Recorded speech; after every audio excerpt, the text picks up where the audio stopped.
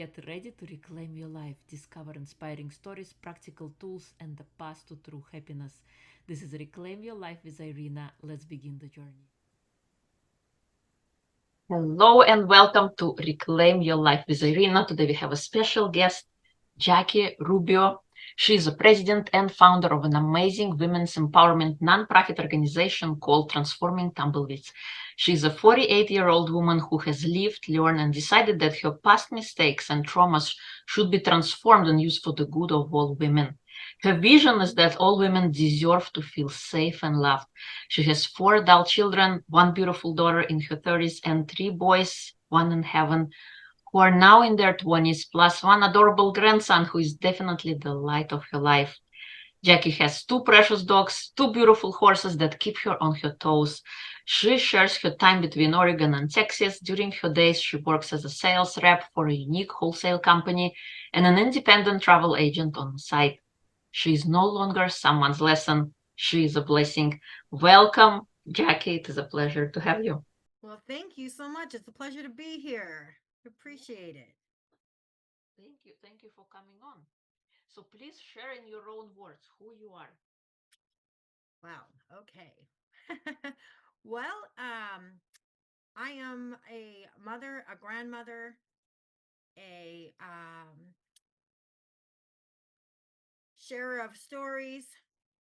I am a woman that's lived a lot of life traumas and overcome a lot of life traumas and come out strong and ready to share my situations with other women so that they can also come out strong.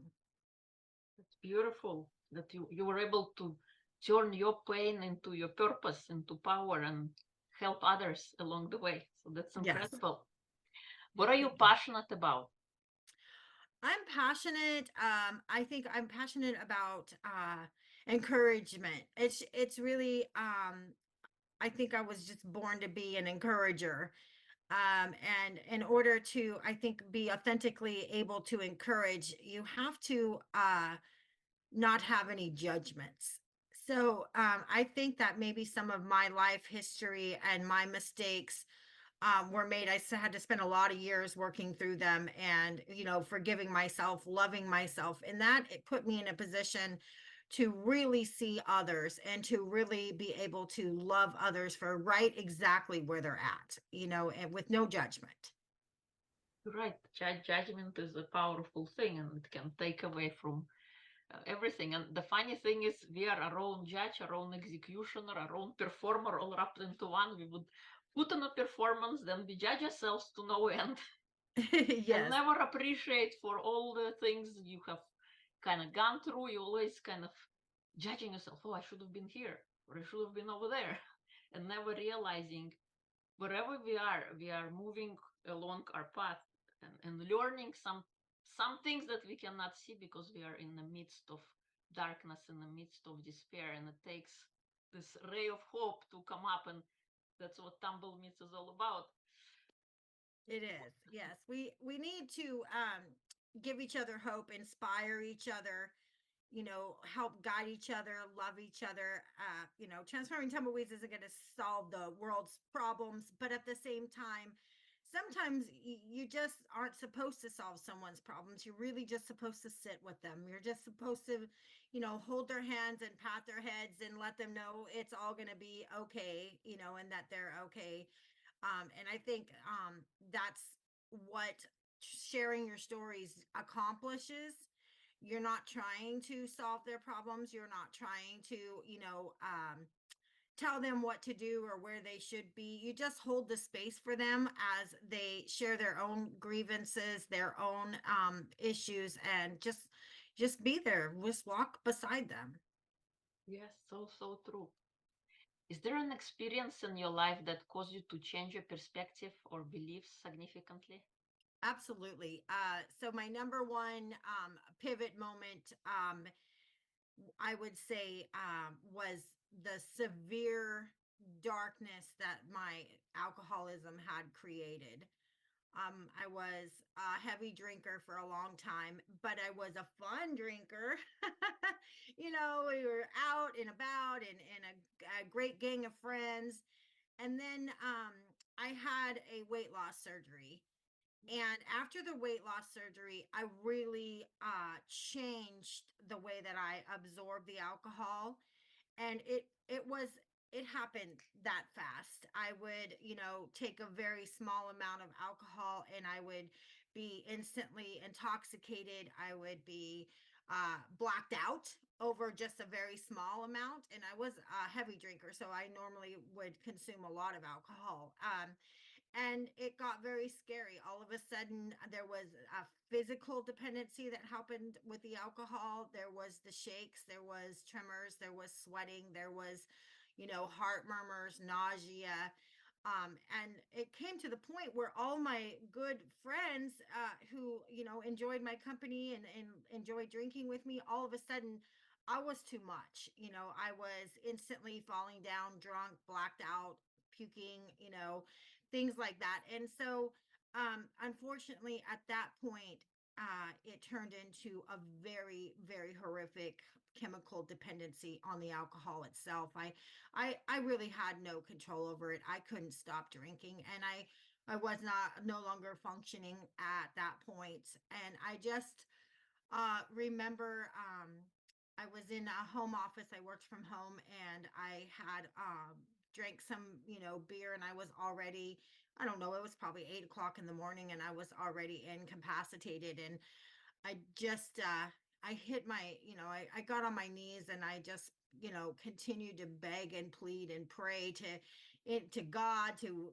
in any, anything that might be above me that could help me. And I continued to pray like that for hours and hours and hours. And um within, I think it was one day later, I had been on a waiting list for a rehab center and I got a phone call that there was an opening for me. So at that point, things did shift for me. And it's not easy. It doesn't just happen in the snap of a finger. I continued to drink while I was waiting to get into rehab, and I was supposed to be detoxing.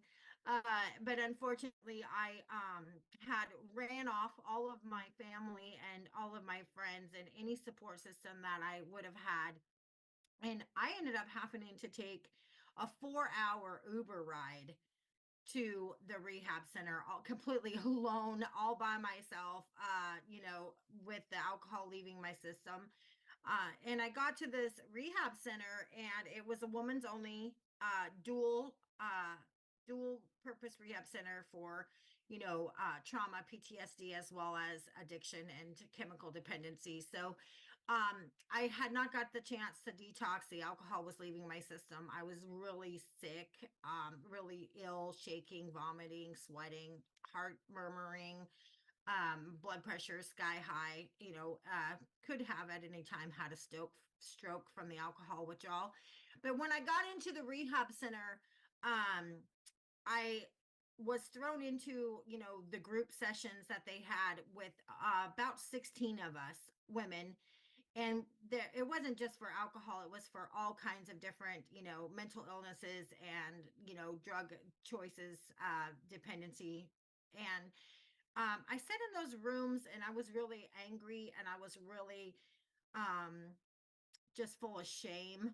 Um, Sometimes I describe my tears, that my tears that I were crying were actually just, shame leaking out at that point. And I remember that I just all of a sudden, through all the irritability, through all the physical sickness and all the symptoms and all the fear, I was very scared. I was completely alone. Nobody cared where I went. I could have, definitely went somewhere. Nobody, I didn't have a cell phone. Nobody knew where I was, type situation. And, but I just remember sitting there and all of a sudden just this, this feeling came across me. And, for just a moment, some of the shadows and the blurry vision and stuff lifted, and I saw these women. I saw them. I felt them. I heard them. I understood them. I was them, and they were me. And so I began to just kind of have, I guess I would say, a heart opening And it was at that place where I was asked to participate in meditation for the first time in my life. I thought it was, hippie stuff and, only for, I don't know what I thought.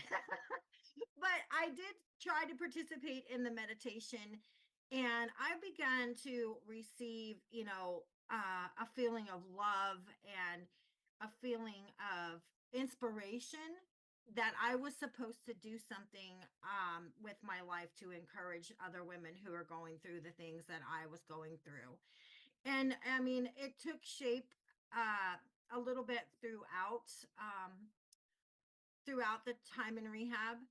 And also during that time, we were asked to, write our personal histories and our personal stories and our life stories. And I put my hand, my pen to paper for the first time in many, many, many years. And when I did, I know that there's a healing that comes from writing. And now I know that there's actually something that happens in the brain as far as meditation goes. When you actually put the pen to the paper, it changes your brain waves, and it is a form of meditation. I didn't know that then, and so it wasn't just about writing the story, because when we got into our group sessions, then we would each read and tell our story. And I remember reading my story and telling my story to this group of women who were also hurting. I mean, they were sick, they were going through their own withdrawals, they were having their own chaos, and every eye was on me, and every eye was just filled with tears, and just I could see so much compassion from them. And so it really helped on so many different levels, because sometimes we stuff our traumas. Sometimes, in my case, growing up, I was kind of grown up with that, don't cry or I'll give you something to cry about, or it's not that bad, be grateful for what you have. And that tends to really make you doubt that the abuse and the things that went on in your childhood were really that bad. And so when I saw the reaction, and had the felt the compassion after writing and telling my story, I just felt so heard and so validated. So I know that that was a huge inspiration of wanting to start the nonprofit that I do have. And another piece that came to that was after I returned home from rehab. I am a sales manager, and I've worked for a wholesale company for a long time, many years, and I do manage some very high end clients. So when I went to rehab, my boss and the owners of the company, they were really supportive. They really were. However, they definitely did not want it broadcasted to all these, buyers that their favorite sales rep was in fact a drunk in rehab. So we tried to, I wasn't comfortable with keeping it quiet, but at that point I just wanted to, scream it from the mountains that I needed help. So we wrote a small, non-descriptive medical leave, and I had a client that um I absolutely connected with. We've, done work together over the phone and through email and things for years.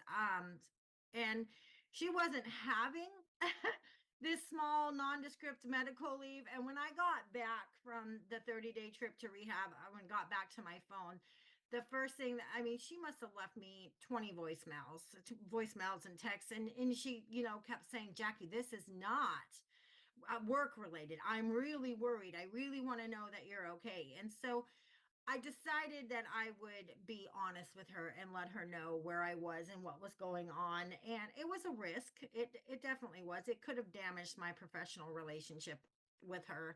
However, when I did reveal to her that I was in rehab, she had let me know that she had spent a lot of time in a rehab also, not for alcohol or drugs, but she had been in a very severe domestic violence relationship and marriage.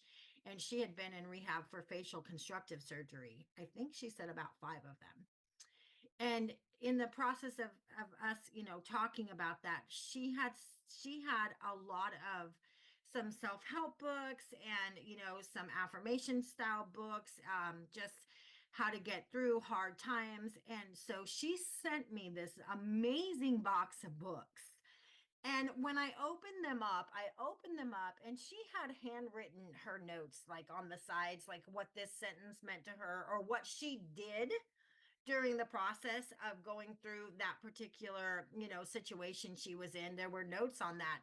And when I opened it up and I read the book and then I read her notes, I really felt like something healing and magical had transpired by seeing her handwritten notes and seeing it's almost like a guide, a map to what she did during that very dark time for her to get through this and to get, over this. So that's when the whole pieces of Transforming Tumbleweeds came together, when I realized that it wasn't um enough just to encourage women, that I really felt like it needed to be done through the sharing of their stories, where they would be able to have a woman that had been through exactly, if not 100% exactly what their issue is right now, very close. And if they could open up a book like that and receive the same, handwritten notes or the same inspiration that I did, I really wanted that to be part of spreading the word, and comforting and helping other women. So, the fact that I got sober, the fact that I started on a path of meditation. I mean, it wasn't overnight. I still have not the greatest meditation skills, but I mean, I've worked on that, and it is a big piece of my life. So, the getting sober, learning how to meditate, and reaching out to other women, and trying to arrange for them to have inspiration shared with them through their dark times has really, really changed my life. And hopefully the lives of plenty of other people as well.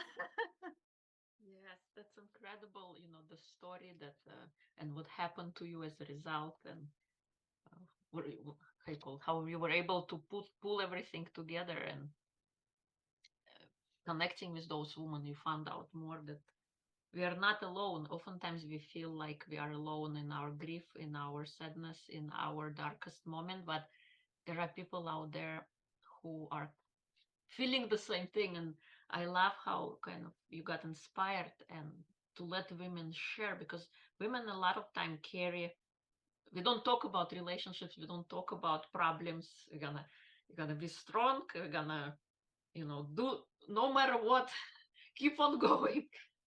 But it's important because, yeah, like you said, letting your story share, getting things off your chest, and also writing does something to your brain. And it's like you're no longer holding on to that pain. You're able to release it, let it go, and you're able to create new space for something new to unfold once you let all of those experiences go. And it all goes back, like you said, to meditation and forgiving yourself, first of all, because we oftentimes blame ourselves for every little thing. And it's important to realize that it is okay. Whenever we are in a situation, we always can only operate to the best of our ability with the resources we have available.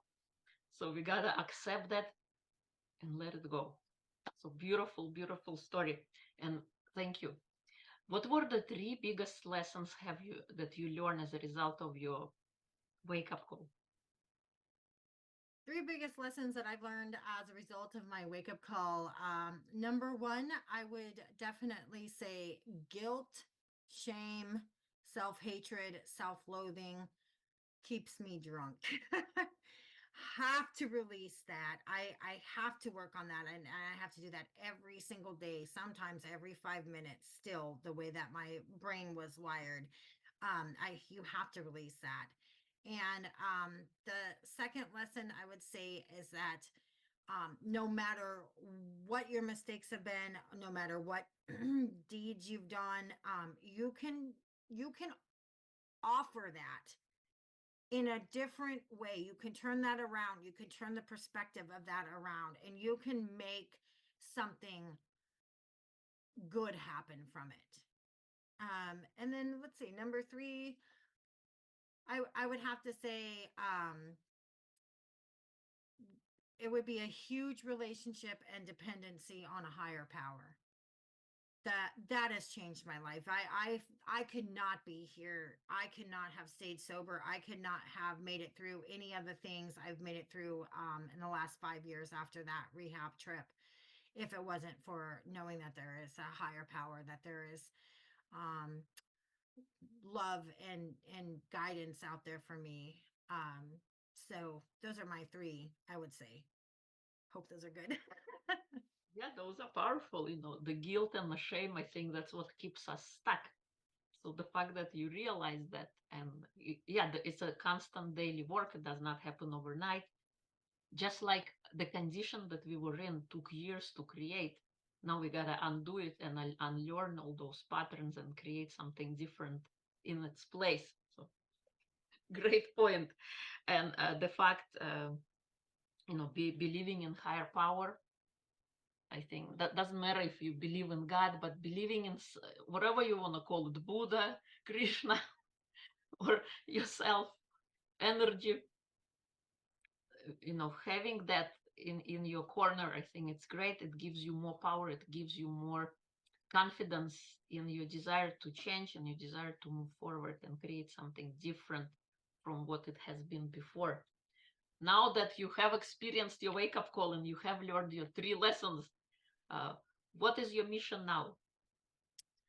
Um, I think of that, my mission, like I mentioned, to continue to be an encourager, to definitely deepen my relationship with my higher power, deepen my relationship with quieting my mind and meditation, and to continue to work to bring this out into a platform where it can be more seen and more heard, and continue to just love on women, love on people, just be kind. Yeah. What do you want to create next? Oh my gosh. What I want to create next is I have co-authored a powerful book, where I wrote a chapter regarding my trip to rehab. It's called The Longest Uber Ride. And it was the longest Uber ride. And it sums up a little bit about what I was talking about, maybe a little bit more in detail. And it also helps to promote Transforming Tumbleweeds, the nonprofit that was created out of all of this. So I would like to continue to ask for women to share their stories with me. And I really got a little thought in the back of my mind, and I really have hopes that maybe out of some of the share stories that are being shared on the platform of Transforming Tumbleweeds, maybe we could create a book. Maybe that could Transforming Tumbleweeds isn't just me. It's all women. It's life. It's really the way that we all connect and need to connect and to feel loved and heard and honored. So it would be great if Transforming Tumbleweeds had a book that stood on its own. That's something that I thought about, and it's really staying there. I'd That's, love for that to get created. yes, I cheer for you too. I think it's a great idea, and allow other women to share their voices and create create the powerful book. Thank you. Thank Yes. you so much. Is there anything I haven't asked that you would like to share? I guess I just want to reaffirm that sobriety is very powerful and that you can do it. Addiction, sobriety, the way that it works in our brains, the way that it works in society, it's really really hard to get sober. It's really really hard to stay sober. Now I have to admit I didn't stay 100% sober after my trip to rehab. I immediately got into a very toxic relationship, and you're not supposed to do that. But I did, and it resulted in a terrible relapse, and it was very dangerous. The relationship was dangerous. My situation was very dangerous. And so I have remained sober for 3 solid years. And unfortunately, in the process of that, I lost my child. I lost my oldest son to murder. And that has opened, a lot of obviously grief, pain, and also just terrible life situations, court trials, things like that.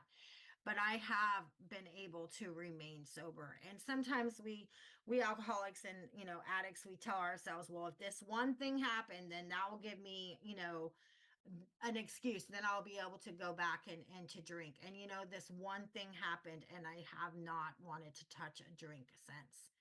So you are able to stay sober no matter what your circumstances are. And I really want people to understand that there's a lot of hope out there, to be able to do it. You gotta ask for help. You've got to reach out. Yeah, this is so true. And for you, stop calling yourself alcoholic. You are much better than that, and create a new version of you. Don't use that word for yourself. Thank you so much for coming on and sharing your story and your wisdom. And I truly applaud you for how you were able to reclaim your life, how you were able to come out from the depths of despair, from alcoholism, and realize that this was no way to live. You gotta change something. Yes. Thank And you so much for having me. yeah, you're welcome. And I'm excited about tumbleweeds and ability for women to share their voices, to share their stories. They don't longer have to harbor onto their story. They can let it go and they can create something different for themselves. And we so much need this right now in this world today. So thank you so much for coming on. I loved having you. Thank you so much.